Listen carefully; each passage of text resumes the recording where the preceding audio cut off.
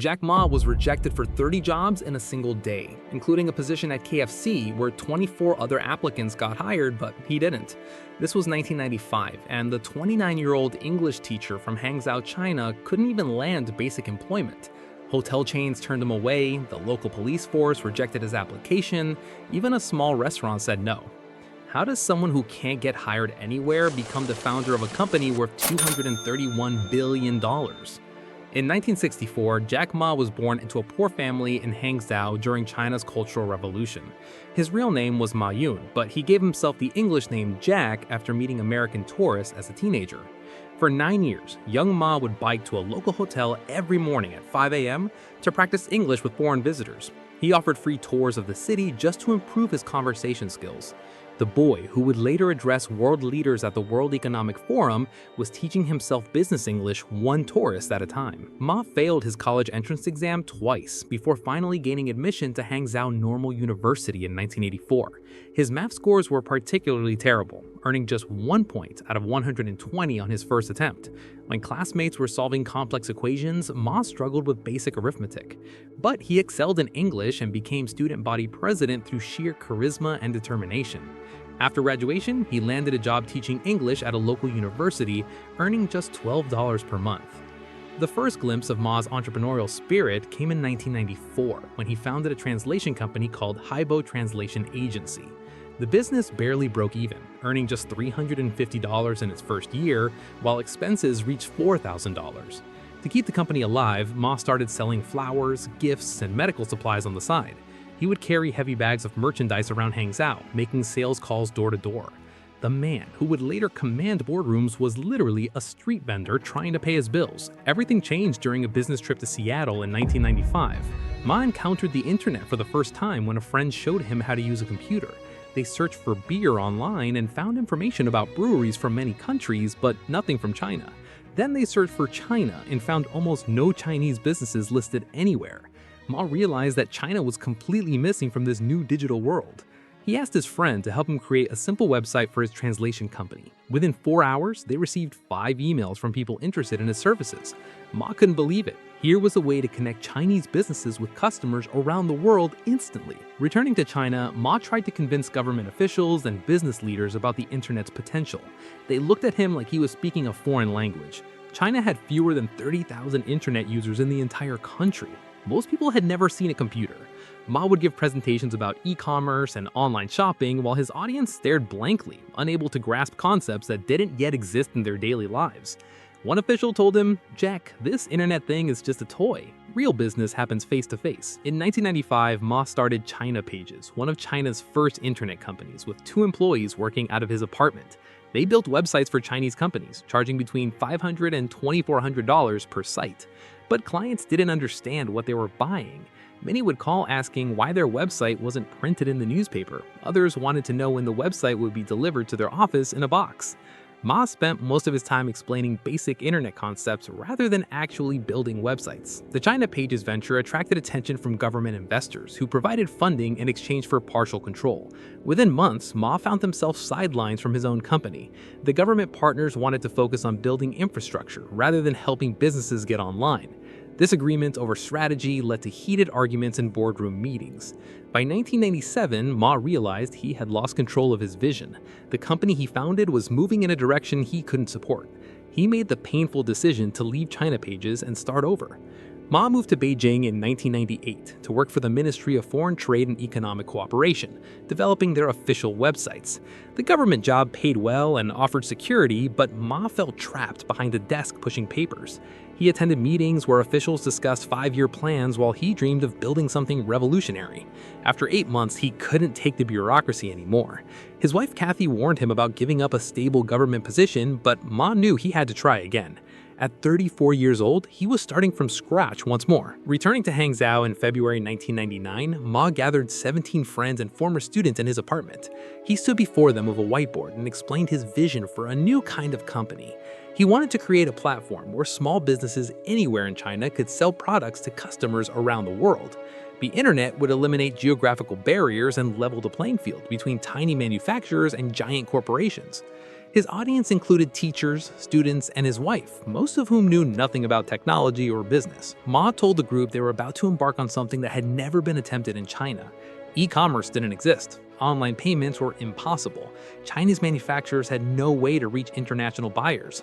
But Ma believed the internet would transform how business worked globally, and China needed to be part of that transformation. He asked each person to invest 50,000 yuan, about $6,000, into the new venture. By the end of the meeting, all 17 had committed their savings to Ma's dream. They named the company Alibaba, inspired by the character from Arabian Nights who discovered treasure by saying "Open Sesame." Ma believed they were opening doors for small businesses to access global markets.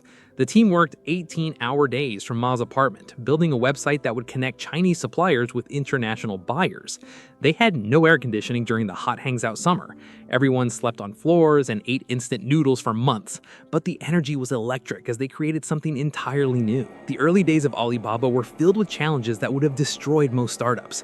Chinese businesses didn't trust online transactions, international buyers were skeptical of Chinese quality, the website kept crashing due to overwhelming traffic that their servers couldn't handle. Ma spent most of his days flying around China, visiting small manufacturers in remote provinces, explaining how the internet could help them reach customers in America and Europe. Many factory owners had never used email and needed basic computer training just to upload product photos. By late 1999, Alibaba was processing hundreds of inquiries daily but making almost no money. They had built a platform that connected buyers and sellers, but transactions still happened offline through traditional methods. The team was burning through their initial investment while generating minimal revenue. Several original members began questioning whether the business model would ever work. During one particularly difficult meeting, Ma reminded everyone that great companies are built during the hardest times, not when everything is easy. The breakthrough came in 2000 when Alibaba secured $25 million from Goldman Sachs and SoftBank. Masayoshi Son, SoftBank's founder, met with Ma for just 6 minutes before deciding to invest. Son later said he didn't understand Alibaba's business model, but he believed in Ma's vision and leadership. The funding allowed Ma to hire engineers, upgrade their technology platform, and expand internationally. They opened offices in Hong Kong, London, and Silicon Valley, competing directly with established players like eBay and Amazon. Ma's unconventional leadership style became legendary throughout the company. He would dress up like different characters for employee meetings, once appearing as Forrest Gump to illustrate the importance of persistence. During the SARS outbreak in 2003, when one employee was exposed to the virus, Ma quarantined the entire Alibaba team in their homes but kept the company running remotely. He sent daily emails maintaining morale while they worked from isolation. The crisis actually strengthened their digital capabilities and company culture. In 2003, Alibaba launched Taobao, a consumer marketplace to compete with eBay's Chinese operations. eBay was charging fees for listings, while Taobao offered free listings, making money instead through advertising and additional services. Ma positioned this as a battle for China's e-commerce future. When eBay CEO Meg Whitman visited China, Ma took out newspaper ads featuring his photo next to hers with the headline, "Let the best team win." The marketing stunt generated massive media attention and positioned Alibaba as a scrappy local challenger against a foreign giant. The Taobao strategy worked brilliantly. Within 2 years, they had captured 70% of China's consumer e-commerce market, while eBay retreated from the country. Ma proved that understanding local culture and customer needs mattered more than having superior technology or funding. Chinese consumers preferred Taobao's instant messaging system for communicating with sellers, while eBay's more formal auction format felt impersonal. The victory over eBay established Alibaba as China's dominant e-commerce platform. In 2004, Alibaba created Alipay to solve the payment problem that had plagued Chinese e-commerce since the beginning. Buyers could send money to Alipay's escrow account, and sellers would only receive payment after buyers confirmed they received their products. This simple innovation built trust in online transactions and enabled explosive growth in Chinese e-commerce.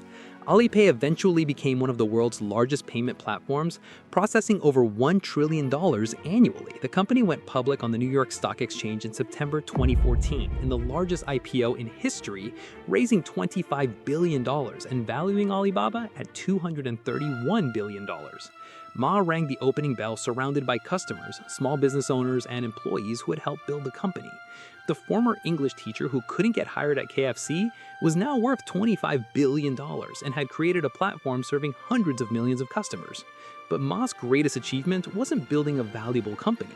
He proved that entrepreneurs could emerge from anywhere and transform entire industries through persistence and vision. The man who failed his college entrance exam twice created educational opportunities for millions through Alibaba's platforms. The teacher who earned $12 per month enabled small businesses worldwide to access global markets and build successful companies. Today, Alibaba processes more transactions than Amazon and eBay combined. Singles Day, their annual shopping festival, generates more sales in 24 hours than Black Friday and Cyber Monday combined in the United States. The platform that started in Ma's apartment now serves over 800 million customers and hosts millions of businesses.